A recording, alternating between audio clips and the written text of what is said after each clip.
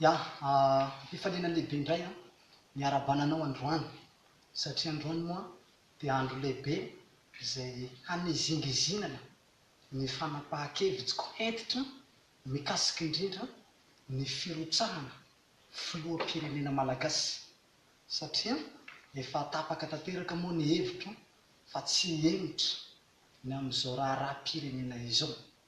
Zany hoe raha tsorina zany dia efa vonona zany aho amin'ny angady sy ny harona. Ka izay indrindra zany ny antony atongavako eto androany hanao fanamafisana tanteraka fa tsy zavatra sangisangy tsy zavatra ataoko ty fa tena zavatra hoe efa prépare zany, zavatra fa homana.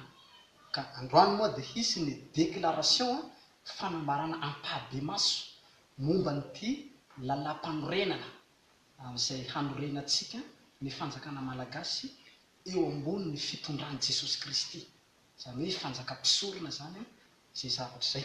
Dia ity moa ampelantanako eto zay lalam-panorenana zay ataoko fa hitantsika tsara io soratra lalam-panorenana io io no atao hoe lalam-panorenana ny fanjakam-pisorona. Ka efa pare eto ampelantanako zay lalàna izay tsara no anoritako mazava tsara ity lalàna ity fa tsy zavatra no foronon'olombelo ity na hoe reo antemeran-doholona no namorona azy fa avy any an-danitra no nampidinina eto ambonyity tany ity. Zany hoe avy any an-danitra any zany ity no nampidinina.